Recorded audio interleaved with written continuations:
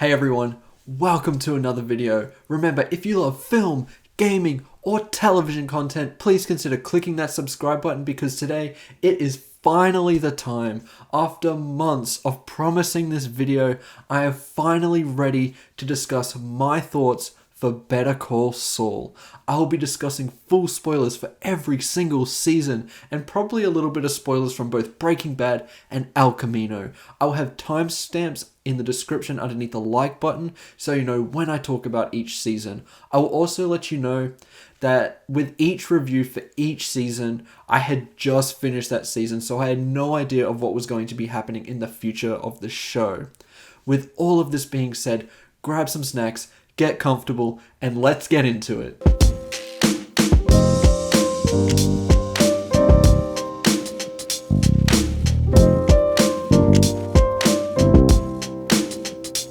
Now, if you didn't know, Better Call Saul is the spin-off to the excellent TV show Breaking Bad, which for me, like most people, I think it is one of the greatest television shows ever made. And Saul Goodman, who the spin-off is based on, is one of the more interesting supporting characters in Breaking Bad. He is this sleazy lawyer who definitely has an intriguing past. You don't know how he has so many contacts and how he became the type of person he is in Breaking Bad, which is a great launch point for this show.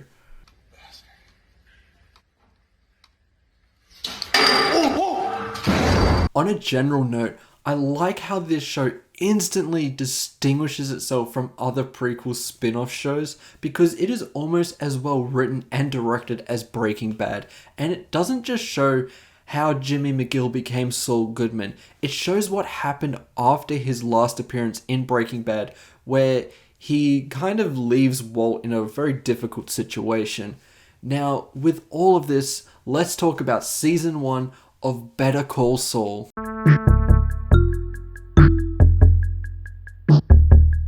To me, Season 1 draws a lot of similarities to the first season of Breaking Bad, where it feels as if the show is trying to prove itself and focuses on setting up those building blocks to where the show will take off from. Now, while I have loved Better Call Saul and Breaking Bad, I feel as if they do an excellent job of setting themselves up really well for a satisfying conclusion. However, I find that both these shows are a lot more slower paced and aren't as engaging in the first seasons as they are to the later seasons. Not me, yo. Alright, you can call my lawyer, Saul Goodman. Talk to my lawyer, alright? And you hear me? I got nothing to say. I told you, you can call my... I'm gonna be honest with you, when I first saw the first season of Breaking Bad, I quit about halfway through because I just couldn't get into it at the time, and then later I pushed myself through it and was rewarded with some of the best TV I've ever seen in my life. And honestly, that season has aged beautifully. I'm currently watching the first season again, and it is phenomenal now that I know the whole context of the show. Better Call Saul, I found, left me in a very similar situation as the first season of Breaking Bad. Both these shows, whenever I recommend them to someone, I always mention that you just have to stick through the first season and then you'll be rewarded with some excellent television. Because I'm starting to notice a little bit of a pattern here. I remember watching the first 3 episodes of Better Call Saul and I just wasn't all that into it. I mean, at least Breaking Bad had some action sequences and very intense moments that really hook you. Better Call Saul doesn't really have a lot of that in the beginning. It is more or less a very well written lawyer drama, which doesn't have those explosive scenes that Breaking Bad had in its first season. After realizing this and seeing Tuco return, who honestly isn't my favorite villain in Breaking Bad by any means, I gave up. And luckily, I jumped back into the show a little while later and was rewarded the very next episode because that was the episode that really hooked me into the show, where Jimmy is trying to copy the advertising of HHM and we see a lot of drama ensue there, which is then followed 2 episodes later by episode 6, which goes into Mike Ehrmantraut's backstory, who is another excellent and mysterious character from Breaking Bad, which is just so compelling and beautifully written and adds so much depth to this character. From here, I was absolutely hooked into the show. Even without the action scenes of Breaking Bad, this makes up for it with some very highly engaging writing that still builds tension and gives characters consequences because they all have flaws. Not a single character in this is one-dimensional. There are constant twists and turns that completely change your notion on what you thought the character was previously. And it does it in such an intelligent way that it's not something that's just there to have a simple twist. No. These characters are layered, and Vince Gilligan and Peter Gould let this story unfold naturally and is more than willing to withhold information from you until the time is right. The biggest example of this is the arc for Jimmy McGill's brother, Chuck, who is at first a little strange and kind of unlikable, to be honest, but you empathize with him because Jimmy cares about him. The funny thing about this show as well is that Jimmy, who eventually will turn into Saul Goodman, is not a good person. You know who he will become, yet you support him and empathize with him anyway because, as I said, not a single character in this is one-dimensional, and Bob Odenkirk nails that performance as him. This is his career best work, and I don't think he could ever top it because it is just that good. It's all good, man. Anyway, Chuck later prevents Jimmy from getting a role at a respected law firm that he's been working towards the entire season, and he suddenly becomes this character that you empathize with to someone that you really just don't like. But in the grand scheme of things, you know that Chuck is kind of doing the right thing based off how Jimmy turns out. But then again, maybe that's why he becomes Saul Goodman. The first season after that midway point, it really gets you thinking about these characters in ways that not a lot of things can, and I really appreciate that. The season ends on the note of Jimmy seeing an old friend die in front of him, and he seems fed up with how all of these lawyers don't treat him with any respect because he is willing to cut some corners because he only cares about the end result and not what it takes to get there. He looks as if he's going to fully become Saul Goodman because he expressed that he is sick and tired of trying to be a good person and impress those around him. Commercials? They suck ass. She better act in an epileptic whorehouse. Is that like the one your mom works at? Is she still offering the 2-for-1 discount? DEA, huh? For a street bust. His love interest, Kim Wexler, played by Rhea Seehorn, also gives an excellent supporting performance in this show. The dynamic she has with Jimmy is just as complex yet compelling as the rest of this show, and it really adds a whole layer to the decision making of Jimmy because he really cares about her and what she thinks of him. All in all, season 1 of Better Call Saul definitely finds its footing in that 4th episode and becomes some of the best written TV I have seen since Breaking Bad, and I have to praise that. Just know that the first 3 episodes didn't really grip me, but I implore you to stick with it because it gets so much better. Season 1 of Better Call Saul is a 4 out of 5 for me. If those first 3 episodes had have gripped me like the rest of the season did, this would have been the easiest 5-star I have given to a show in a long time. Now, with season 1 out of the way, let's get into season 2.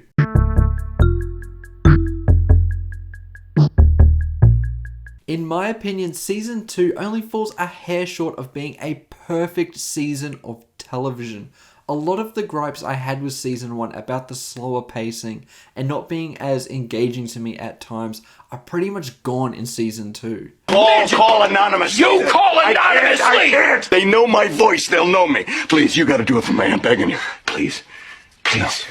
I really enjoy the beginning of each season because we get a little scene of what Saul is doing after the events of Breaking Bad. Season 1 shows us that he is working at a Cinnabon and he's keeping a low profile, but he clearly misses the days when he was a lawyer. In Season 2, there is a little more of a tense scene where he's throwing out garbage and he gets locked in the garbage room, and there is only one way to escape, which is using that emergency exit which will set off an alarm and alert the police. Saul clearly wants out of this situation because this whole thing feels very tense and he feels very trapped, but he can't alert the police because he's staying under the radar and is on the run. He gives up on the thought and he waits about an hour before another garbage man lets him out.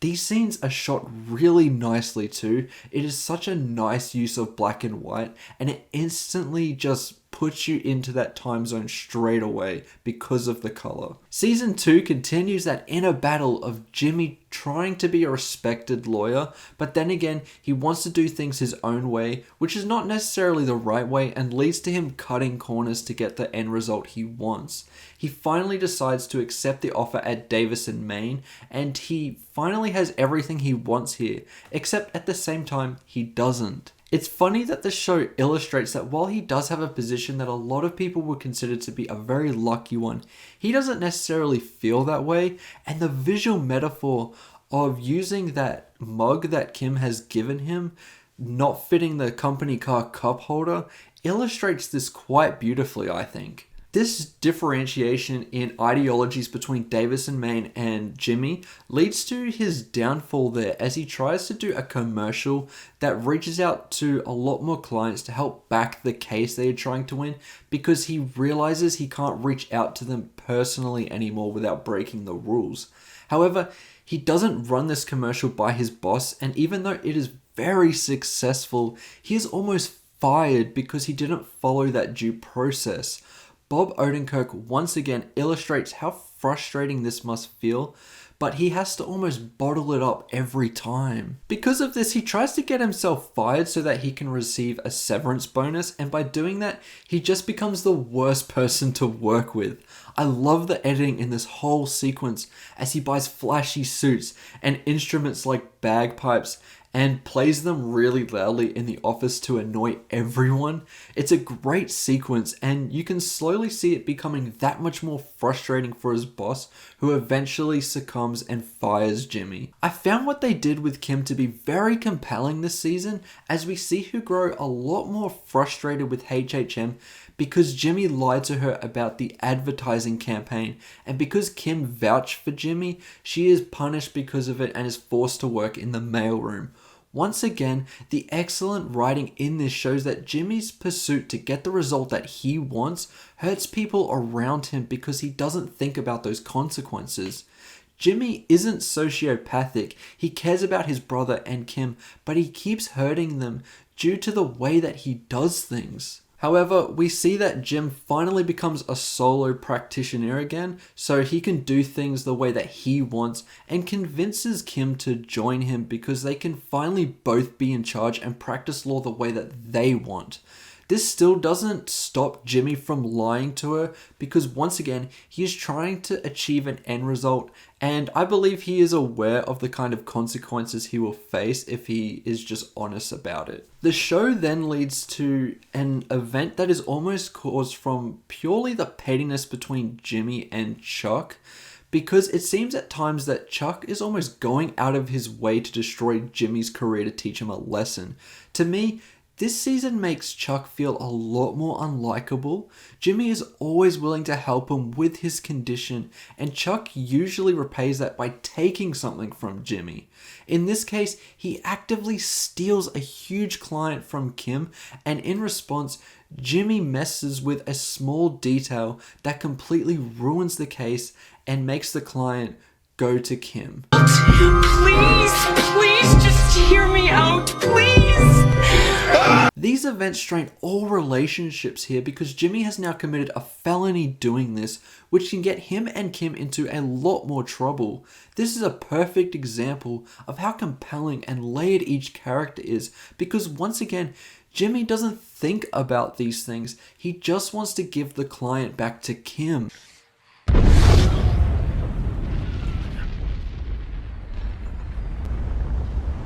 Now, before I get into the end of the season with Jimmy and Chuck, I want to discuss Mike's arc first because it remains just as compelling this season as it did in the last.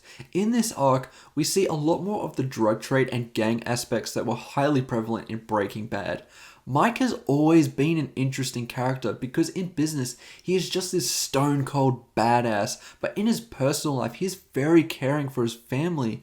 And in this season, we finally see those two aspects mix as he works with Nacho to get Tuco in prison. Hector, who is the guy who rings the bell in Breaking Bad, threatens Mike and his family if he doesn't get Tuco's prison sentence deducted. Because of this, Mike aims at getting revenge and he almost snipes Hector, but Nacho is in the way of the shot. These first two seasons really show that Mike will only kill someone if he absolutely has to, and I like that it just adds so much to how much of a badass he is because he can always find other solutions to his problems other than just killing someone. Now back to the very ending of this season, I liked how much this hooked me even more because it seems as if Chuck is really struggling with the sabotage that Jimmy caused, as it really hurts his reputation, and he obviously suspects Jimmy. Chuck, being as smart as he is, plays to Jimmy's more caring side by pretending to be in a much worse condition than he actually is after being hospitalized. And Jimmy, who wants Chuck to move on, admits that he sabotaged him, and little to his knowledge, Chuck has taped the whole thing and ends the season with Jimmy facing a terrible predicament. The only thing I could knock this season back for was that there was just one episode that felt a little more like a filler episode because there weren't too many major strides in the story, and that was episode 8, Fifi, which did have some developments like Kim leaving HHM, but other than that, it was a little more slower pace and not as engaging as the rest of the season. Overall, season 2 of Better Call Saul is excellent, and if it wasn't for that one episode that I was a little mixed on, this would have been a perfect season of television. I feel as if the trajectory of this show just keeps going up season by season. I'm going to give Better Call Saul season 2 a 4.5 out of 5, and to me it just could not have set things up better for the next season. Now, let's get into season 3.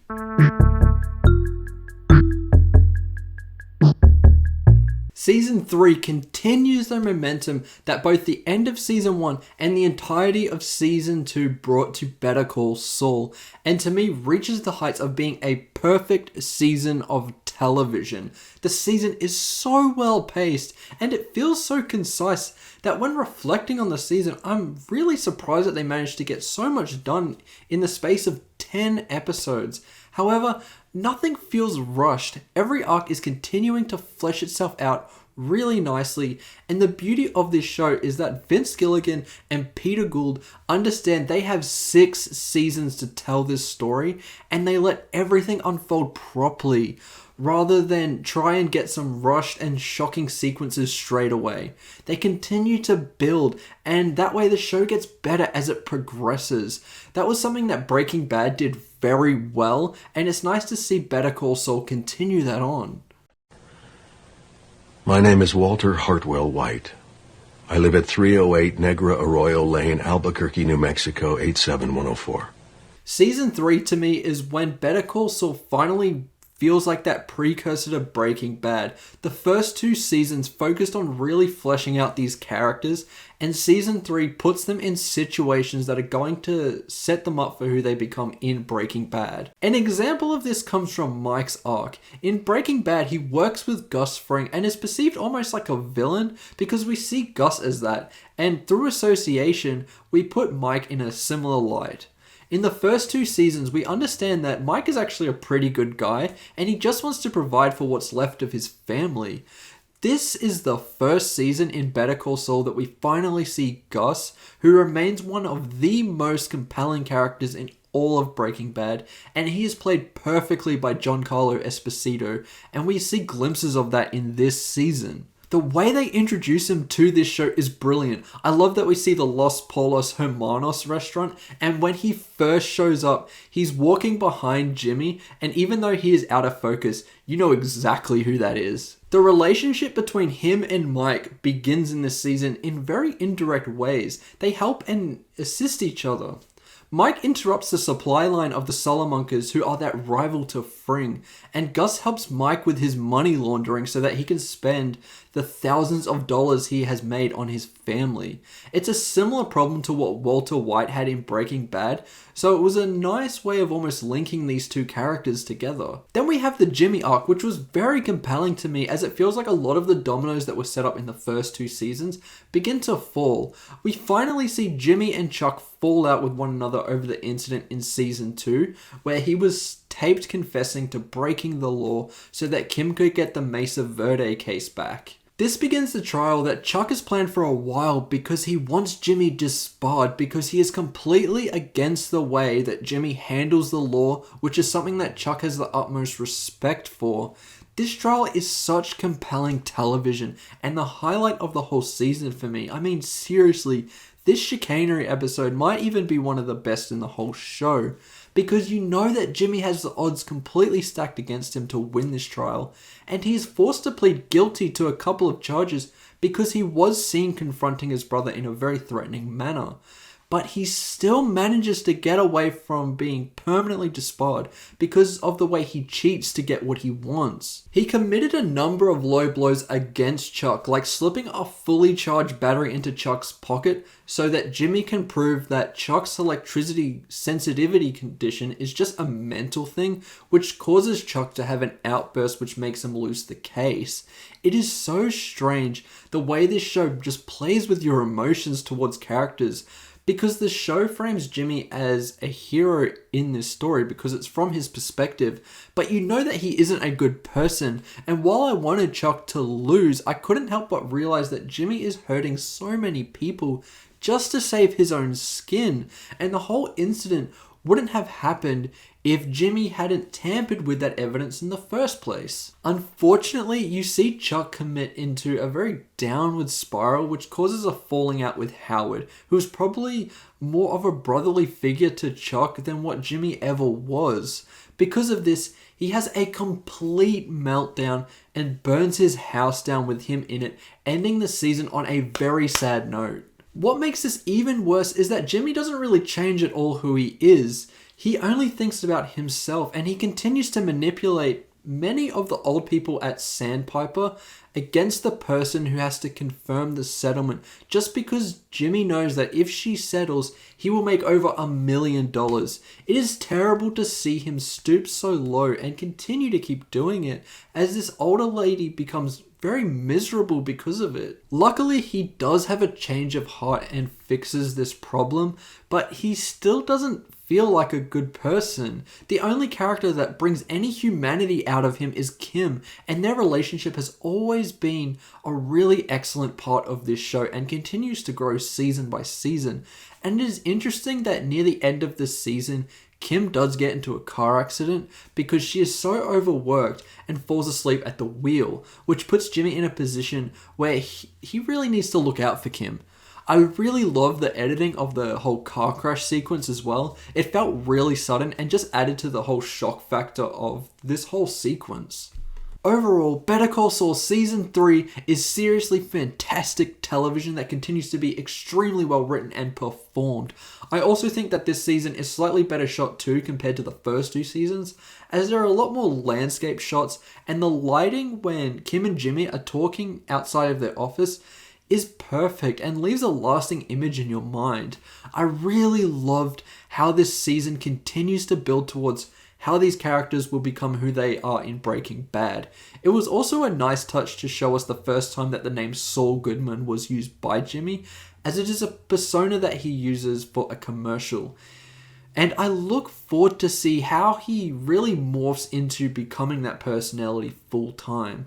I'm going to give Better Call Saul Season 3 a perfect 5 out of 5, and it is very well deserved. I mean, seriously, this season is so well done that even my dog really loved it.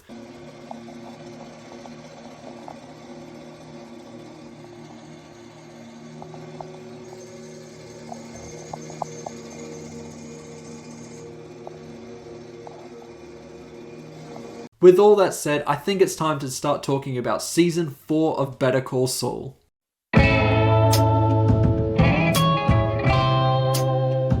This show is so damn great. It is strange to me that while Better Call Saul does not have the action or as intense or desperate moments that Breaking Bad does, it still finds a way to be almost as captivating, and season 4 continues that trajectory that show has had.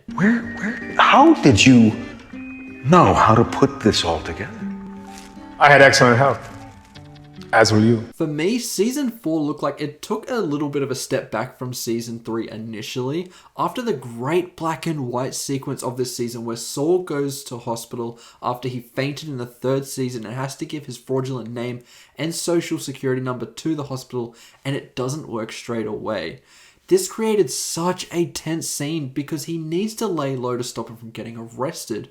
After a while, however, it does work and he decides to take a taxi home. But we get another tense scene because the driver seems to recognize him, and it remains stopped on the curb for a while after Saul leaves.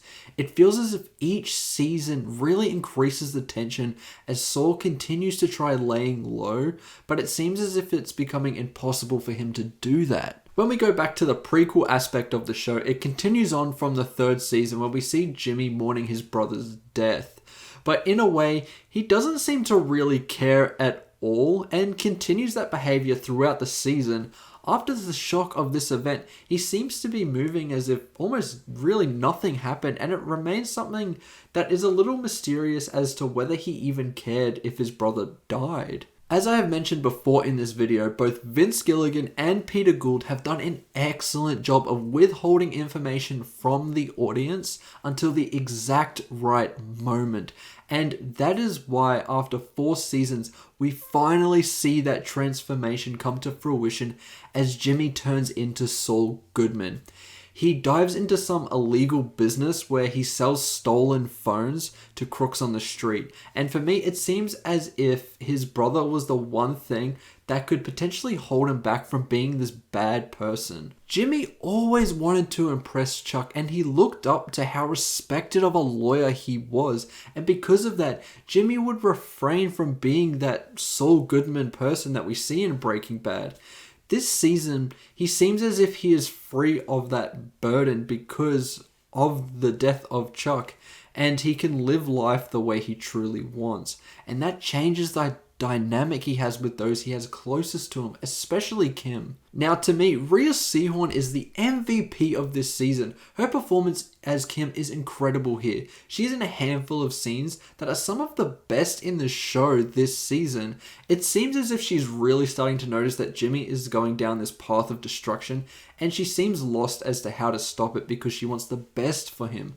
The 2 scenes that I think really stand out is the one with Howard as he is devastated at losing Chuck, and Kim defends Jimmy and goes off at Howard.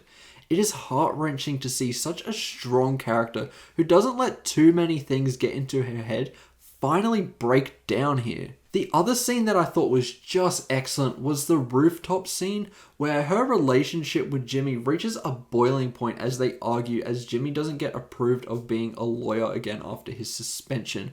I found it very fascinating as the season progressed, how subtle but how much Jimmy changed throughout this season. The writing engrosses you so much and is so well done that you don't think much has changed until you look back at where the characters were at the beginning of the season. Jimmy eventually gets his lawyer's license back because the committee were looking for some kind of sincerity to what happened with Jimmy's brother.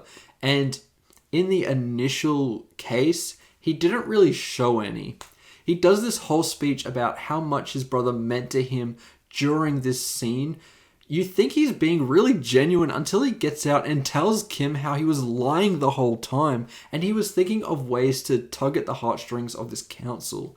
This is where Kim looks downright shocked at how much he has changed, and then he says at the end of the season that he'll be practicing under a new name, and that is Saul Goodman. Need one more form, DBA, because I'm not going to be practicing under the name McGill. Now, the other storyline that we have always seen adjacent to the Saul one has been Mike's arc.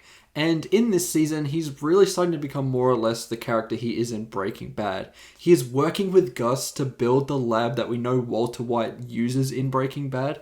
And the process is interesting as they build this massive facility to keep the construction crew happy because they have to do all of this in secret.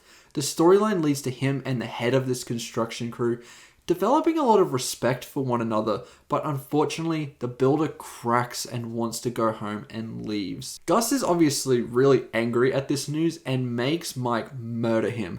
This is the first event that Mike has gone through over the course of the series where he looks genuinely rattled and fully understands how much of a monster Gus can be.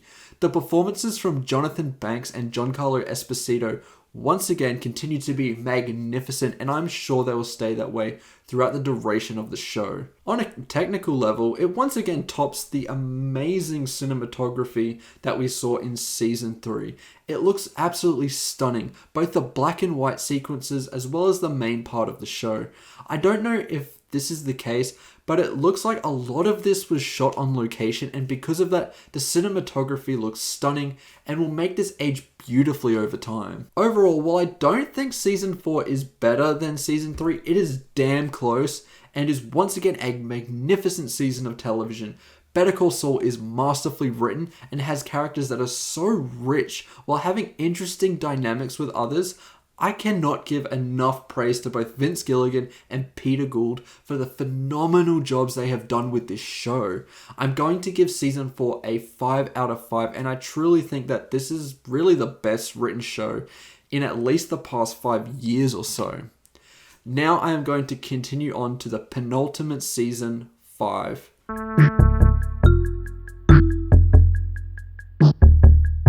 To me, Season 5 drops off only a little in terms of its quality, but don't get me wrong, this is still a fantastic season of television whose best moments rival the best of the show so far. I only say it falls off because it seems a little stagnant at the beginning of this season. We are still seeing similar things unfold compared to earlier seasons. Kim continues to surprise you because she hasn't left Jimmy yet, and Jimmy, who is now fully practicing at Saul Goodman, is becoming a lot more like the character we see in Breaking Bad. Who do we have? Dr. Michael Morbius. Ah, here we go. Public masturbation. I don't get it. What's the kick? Why don't you do it at home like the rest of us with a big flat screen TV, 50 channels of pay-per-view? I can't answer that. Don't even ask, all right? Any questions? It's not until we get to the midway point of the season that I started getting really engaged again, as it goes on maybe the best 4-episode stretch of the show so far, when we get Saul going up against Kim by trying to get this person to stay at their house and make Mesa Verde move their call center. He puts Kim in a bad position so that he can win against Kim, which goes against an agreement that they made earlier in the season. In the aftermath of this event, because Kim almost loses this case that she's been working on forever, I was fully expecting her to dump Jimmy once and for all after such a betrayal because he still doesn't see the error in his ways. Instead, she asks to marry him, and from there, it is interesting that this season is making Kim break bad a little as well, and at times, she's a little more mean-spirited than Saul Goodman is. I was also surprised a little that this season doesn't really go too far into exploring a lot of Mike's arc, as it seems as if he's pretty much the same character now that he is in Breaking Bad. We instead focus on the Salamancas, Ed Nacho, who is hell-bent on leaving the cartel to start his life, and this arc has been going on throughout the show as well. It was during this season that I noticed that Michael Mando, who plays Nacho, also plays Vass in Far Cry 3, which was interesting for me to see. Lalo, who also appears in Season 4, seems like a more fierce villain compared to Hector, as he is almost friendly to everyone, but you know he has this ruthless side to him, which we start to see a little more later in the season. The final note of the season, where Nacho attempts to make a getaway and is almost there, and he has to sweet talk Lalo so that he can make his escape from the compound, is just such a tense moment because you know that Lalo could murder Nacho in an instant if he found out that anything was happening. Going back to Mike, when he is a major part of this season, it's some of the best moments of the season. The 2-episode stretch where Saul is stuck in the desert with Mike after Lalo orders Saul to pick up some money to give Lalo his bail was so captivating. They are also trying to deal with someone hunting them down while they are slowly dying from dehydration. I feel like these episodes really build Saul Goodman as a character because when he comes back from this experience in the desert, he seems like a completely different person. He's lost a step, but you can tell he really wants to get back into this line of work again because he made so much money. His relationship with Kim also seems to strengthen afterwards, and it feels like both characters are descending into full-blown villainy here, as Kim quits Mesa Verde and decides she wants to work with Jimmy to take down Howard Hamlin. Now, at this stage of the show, I was kind of against this idea initially because it seemed like a way of forcing Howard to be back in the show again because he lost a lot of relevance after Chuck passed away. At the end of this season, it almost seems like Saul gets pushed to being a secondary character as Nacho becomes more of the focus, which I don't mind because Nacho's arc throughout the show just becomes more and more compelling as it progresses, and in a way he kind of feels similar to Jesse Pinkman at times. As per usual, at the beginning of season 5 there is another black and white sequence that remains beautifully shot as someone recognizes Saul Goodman and makes him reveal that he is not this Gene Tekovic person that he's pretending to be, but Saul Goodman. We see an appearance from the character who was in Breaking Bad, who worked at the vacuum cleaner store that was responsible for changing all the IDs, as Saul initially wants another change because he's been made. But he changes his mind and says that he'll sort it out himself. This opens up so many possibilities for the final season. And as someone who knows the gist of what happens already because it just got spoiled everywhere before I could watch it, I am interested to see the direction it will go in. Overall, Better Call Saul Season 5 is another excellent season of television. I love how well the show continues to be written and performed. It feels as if there was so much groundwork underneath the show now that it would be almost impossible for them to blow the ending, and that is why I think both Vince Gilligan and Peter Gould are some of the best TV writers and showrunners around. I'm going to give Season 5 a 4.5 out of 5 because the start of the season just didn't click with me as much, but I'm glad that it found its momentum again and is building to what I'm sure will be a fantastic conclusion. Now it's time to watch and discuss the final season of Better Call Saul. Please, please, please let this be on the same level of quality as Breaking Bad's finale because I don't think any show has finished stronger in terms of the entirety of its series than what Breaking Bad managed to do.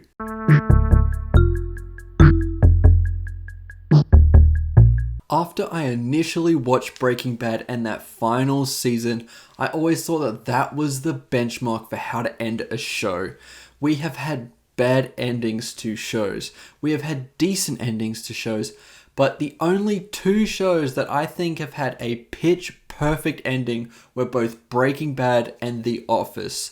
The way these shows have wrapped up is pretty much unmatched in my opinion. They are perfect ends to two fantastic TV series, and I didn't think anything could reach those heights again until I saw Better Call Saul Season 6. If it's an arrow at the bottom.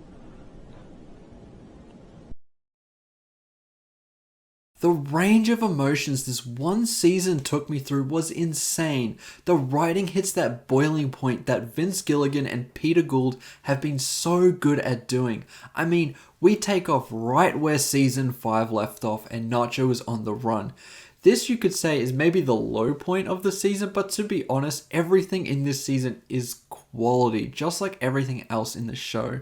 It's a tense cat and mouse scenario, and you want Nacho to leave this life and make his father proud. But due to the nature of where his story goes, it becomes seemingly less likely that we are going to get that happy ending for Nacho. This all leads to one of the greatest moments in the show, where Nacho is captured and he knows he has to sacrifice himself so that Gus won't kill his father. He admits in front of both Fring's gang and the Salamancas that he is the reason that Hector is sitting in that chair, and every time he's in an uncomfortable situation due to his disability, to think of him. This line was delivered to perfection by Michael Mando, And he has been such an excellent addition to this show. He then shoots himself in the head and doesn't go forward with Fring's plan. He dies on his own terms, and I love that ending for him. For the first half of this season, Jimmy and Kim continue the arc they went on at the end of season 5, where they become focused on taking down Howard so the sandpaper case can close and Saul can get over $1 million. All of this starts off a little too slow, as it is really starting to make both Kim and Saul turn into villains as they try to ruin Howard's career and reputation in this process. This is one of the more tragic arcs because while Howard is a little bit of a douche at the beginning of the show, he tries to turn himself into a much better person, so you become a lot more sympathetic to his case. Saul and Kim succeed in making Howard look deranged and a cocaine addict. This leads to a massive final confrontation in this whole arc, where Howard goes to Saul and Kim's house and confronts them both about how they have set him up. Then we have some excellent visual storytelling because at the beginning of this sequence, there is a candle near Saul and Kim that flickers, and closer to the end of the confrontation, it flickers again. This is because Lalo, who at this point every character thinks is dead, is been overseas and is trying to confirm that Gus built that meth lab that we see in Breaking Bad, and he has finally returned. I just want to thank you, YouTube, with your terrible spoiler thumbnails and titles for spoiling one of the most shocking scenes in the whole show for me, where Lalo shoots Howard just because he was in the wrong place at the wrong time. Because this final season is split into 2 parts, this is the final moment before we go into the second part. It is just as shocking as how Breaking Bad broke up their final season at the point where Hank Schrader finds out that Heisenberg is Walter White.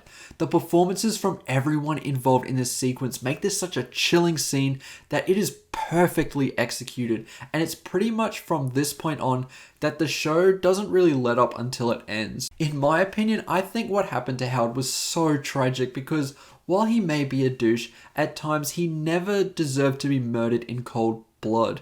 And it's purely because of what Saul and Kim did that led to his death. It's not only that makes this whole thing tragic, it's the fact that he dies and his reputation that he has tried so hard to grow and maintain throughout the whole show has been completely ruined, as his death is made to look like a suicide due to this fake cocaine addiction that Kim and Saul had set up everyone to make it look that way. The next episode, after we see the death of Howard, we get maybe one of the most stressful and intense episodes of television ever, as Lalo makes Kim try to kill Gus. You know that Kim isn't in Breaking Bad, so there is a very real possibility that she could die here because Gus is just as, if not more dangerous than Lalo. We get this game of chess basically as both Gus and Lalo are trying to outsmart each other.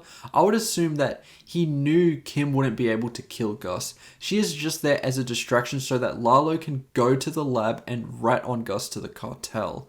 I also think he knew that Gus would head to the lab after hearing the news that someone tried to take his life, because that's exactly where he goes after, as he knows this could have been a ploy. Also, once again, you have to credit the visual storytelling here. As we are leading up to this specific episode, we see that Gus is wearing a bulletproof vest at all times as he is fearing for his life.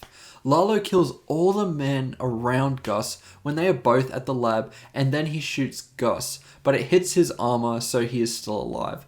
Lalo then proceeds to film Gus as he has a gun to his head and forces Gus to take him to the lab. This whole sequence is just so tense because you can't think of a way that Gus could get himself out of this situation. But he does by knocking a cord which cuts the lights out, and luckily he can shoot Lalo before he gets hit with a shot that would kill him. The shot of Lalo laughing while blood is coming out of his mouth was such a poetic way to kill off this character that was very outgoing in his personality but was just so evil at the same time. Now Saul and Kim are safe after Saul has stared directly in the face of Howard's dead body was probably another thing that affected Saul and pushed him to turn into what he becomes. What adds to the devastation of Howard's death is that he gets buried with Lalo because Mike and his crew are working on cleaning up the mess so that no trace can be linked back to them, Saul, or Kim. Even Mike realizes how terrible this is as he tells his henchmen to put Howard into the hole gently. It's such a gut-wrenching moment seeing this scumbag get buried in the meth lab along with someone who never deserved that fate in a million years. Mike then tells Kim and Saul to continue with the story they made for Howard and say he died due to a suicide because of his cocaine addiction. It completely ruins this guy's reputation forever. Because of everything that has happened, Kim finally breaks up with Saul because she realizes how terrible they have become, which is a moment I've been waiting for throughout the duration of the show, really. Jimmy, to me, completely sunk Kim into being this person, and I was waiting for the moment where Kim would finally say enough is enough. But because Saul is the protagonist here, you do feel quite bad for him. This leads to a little bit of a time jump where we see the character that has slowly been descending into Slip and Jimmy but with a law degree has fully become that. It's so tragic and makes you realize how much of a three-dimensional character Saul Goodman has now become after the duration of this show. This is pretty much the end of the prequel element to the show, as it almost fully turns into the black and white epilogue aspects that the show has been teasing to us at the beginning of each season. And because the show is switching to black and white, there may be a few changes that I need to make. Better Call Saul prioritizes to finish the show with the events that are happening after Breaking Bad. The small teasers that we are drip-fed finally come together here. I have loved every one of these sequences because you can kind of see where the prequel aspect will go. But with these black and white sequences, it's a continuation of everything, so it's very fresh and new. I am annoyed that I did get the finale of this completely spoiled for me, but with that knowledge, I still enjoyed these final 4 episodes. The first of these black and white episodes starts off pretty much like every other season of Better Call Saul by being a little bit on the slower side of things, but doing an excellent job of laying the groundwork for the finale. This episode really shows that Saul Goodman cannot let his life of crime go. He is trapped and imprisoned by being Gene and being on the run. He takes enjoyment in scamming people, and he dives into that again by pulling these heists. And the first person he recruits to help him with this is Jeff, the cab driver who was in season 4, and he works his way in by befriending his mom. He makes Jeff break into the mall that Gene works at to steal some very expensive items, while Saul pulls a performance in front of the security guard so he doesn't turn around and see the cameras. This is a very tense sequence because the thief trips and goes unconscious for a while, and Saul has to make up this elaborate story about he has no purpose and is alone while crying. The guard buys it and sympathizes with him because I think what makes the beauty of Saul's lies is that he draws from experiences that happened in his life. So in some ways it does feel like he's being authentic. You know he's referring to Kim here, and you as the audience can almost believe his lies because he is such a master at it. Episode 11 was one of the more anticipated episodes for me as it was titled Breaking Bad. And if you didn't know, the first episode of Breaking Bad that had Saul Goodman in it is called Better Call Saul. In this episode, it was so nice to finally see Jesse Pinkman and Walter White. And while I did like their appearance here, and it was necessary to reinforce a statement that would lead up to the season finale, I did feel a tiny bit underwhelmed by their appearances. Not to say that this was a bad episode though, because it's not. The appearance just shows a little more to a scene where he first meets Walter and Jesse. So at this stage, it doesn't really seem to really affect the show all that much. But I do like how they get used a little later in the season. In this episode, we see Gene slip back into behaviors he had before as he's running a scam where he steals and sells people's information. We also see a phone booth sequence where Saul gets an update from Francesca as to what happened in Albuquerque since Breaking Bad finished. I think the big thing that I garnered from this was just how destructive Walter White was and how many lives he ruined as he was only focused on his own selfish needs. It further just shows how much of a despicable person Walter turned into over the duration of Breaking Bad. All of Saul's money, laundering fronts have been taken down, and after this call, he tries to contact Kim. We don't see what was discussed from this conversation, but we know that it mustn't have gone well, as Saul was very mad and pretty much smashes up the phone booth. This episode comes to a close with Saul following through with a scam on a person who is dying of cancer, which almost feels like a whole new low for Saul at this point, and a descent into full villainy if he wasn't already a bad person or a villain yet. This also parallels with a flashback where Saul is going to Walter White's school to officially work with him.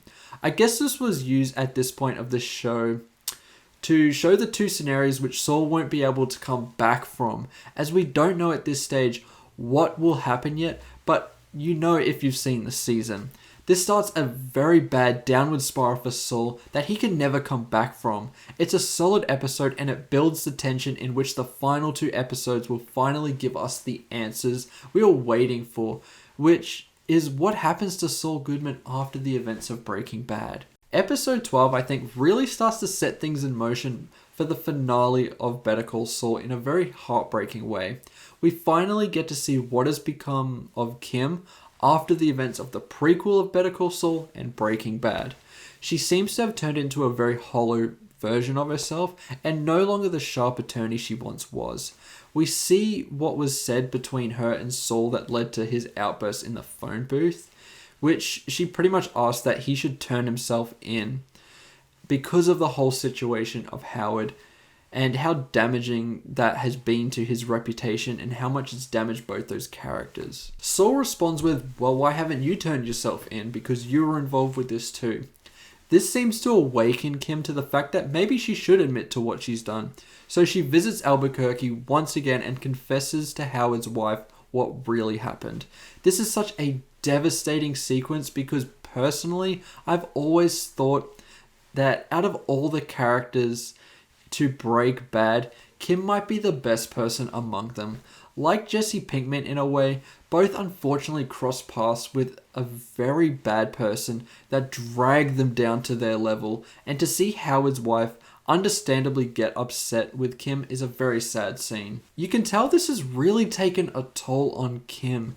As she is on the bus on the way back home, she starts crying uncontrollably. You just can't help but feel for Kim in this whole scenario. And this mostly provides the conclusion for Kim's whole arc for the entire show. She does appear in the finale, but she doesn't have a very large role in that episode, so this feels like the real conclusion for her character. And it's a satisfying one to see because she has finally gotten some closure. We get another flashback, which may be my favorite out of all of the Breaking Bad cameos in this show, where Saul and Kim officially divorce and Saul gives her a very cold, "Have a nice life, Kim." She leaves and outside of the building we see Jesse Pinkman. As I said before, I feel like he was also a victim like Kim was. So it was interesting to see these two communicate with each other. Jesse asks if Saul is a good lawyer, in which Kim responds, When I knew him, he was. while he did cut corners and not do things by the book, Saul was always good and he had that in him. And now when he reaches this point, he just fully descends into this Saul Goodman character that Jimmy created for himself. In terms of what has happened to Saul, we are starting to see his downfall right in front of our eyes.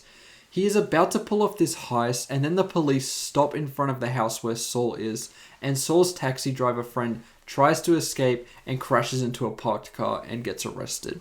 Saul gets away and heads to the taxi driver's mum's house, who he has been developing this friendship with. She finds out who Saul Goodman is after Googling con men in Albuquerque, as she gets very suspicious of Saul because he can't go to the police station to bail out his friend.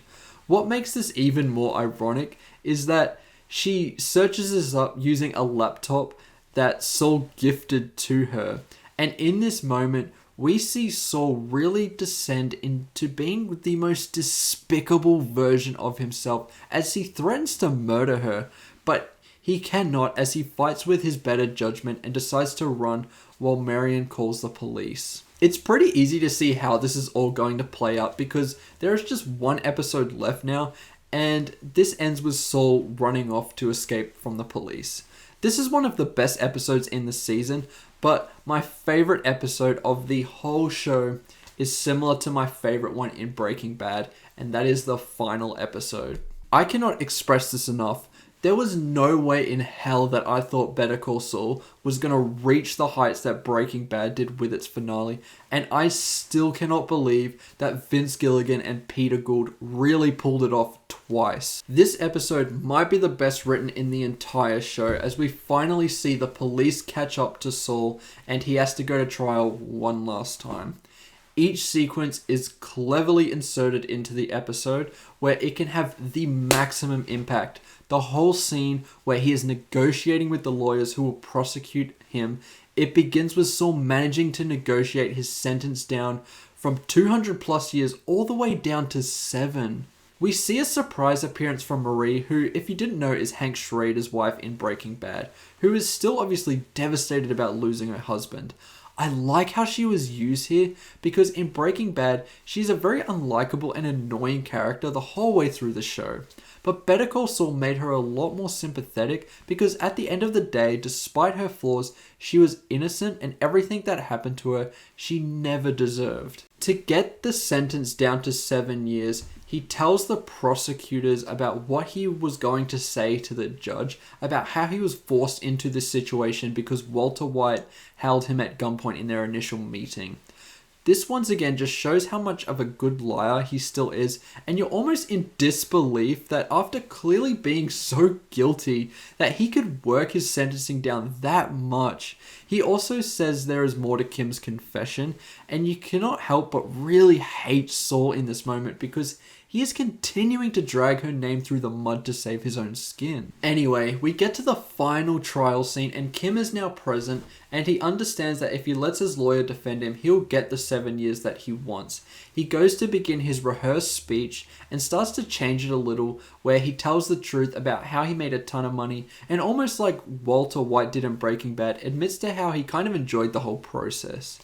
There were some really nice moments in this section of the show, and what stands out the most to me was when he starts talking about his brother and how he ruined Chuck's reputation and how he has to live with that. It shows the exit sign that we saw in the chicanery episode, symbolizing the condition that Chuck had to live with. It was just a really nice touch that I really like seeing. He also mentions how he brought up the information about Kim because he just wanted her to be there and he had nothing more to add to that confession. The judge refers to him as Mr. Goodman and he says, The name's McGill. I'm James McGill. Because after everything, he has finally given up that persona and we can start to see some growth. Instead of serving the 7-year sentence he had brought the deal down to, he is now serving 86 years. But he kind of becomes a hero in the jail because he has helped so many criminals in his past. And he looks far freer than what he was when he was Gene. It's the best possible ending for him considering the circumstances. The final scene of the show is one last chat between Jimmy and Kim where they have a moment where they share one last cigarette together and Kim leaves the prison with one last look at Jimmy and that's it. Once again, the cinematography is just gorgeous here as the shot shows the prison fence between the two as Kim is free to live the rest of her life and find peace. Jimmy finds a similar ending because this is maybe where he has always belonged and they can finally both get some closure. It's such a great and poetic ending and solidified this show as one of the best. This is without a doubt the best new season of TV I've seen all year and it was definitely one of my favorite endings to a TV show in a long time. I'm going to give season 6 of Better Call Saul a very easy 5 out of 5. It is everything you could ever want when closing up a show, and I respect the hell out of both Vince Gilligan and Peter Gould for once again nailing a perfect ending to this TV show. Honestly, I've thanked them so much in this video, but I had to do it one more time. Overall, I cannot say enough positive things about Better Call Saul. It is such a shining example of carefully building the groundwork to make each character feel so important and then giving them the arc they deserve. I never thought it would be possible to make this sleazy lawyer, who is more or less comedic relief, become one of the most three-dimensional characters in both Better Call Saul and Breaking Bad. The side characters rival those in Breaking Bad, and I would say that Better Call Saul was shot slightly better too, to be honest. I'm going to give the whole show a very obvious 5 out of 5 here, because it is just that good, and now that I'm rewatching Breaking Bad, it just makes Better Call Saul even better because they really carefully constructed each character that it enhances both shows to another level. Anyway, thank you so much for stopping by and watching this video. You have no idea how much it means to me. It has taken a lot of effort to make this video, and I know I've been promising it for a while, and I hope you enjoyed it. I haven't brought it up yet because this all happened very suddenly, but I just wanted to say thank you as well because I have just recently hit 100 subscribers, and I know for a lot of YouTubers that's not really a big deal, but it was a huge milestone for me, and I thank you so much for subscribing and engaging with my content. It means the world to me. Now, if you haven't already and you love film, gaming, and television content, please consider clicking that subscribe button, and I'll see you in the next one. Goodbye. How did you know how to put this all together? I had excellent help, as will you. Quite a lot of planning went into this. I would say so.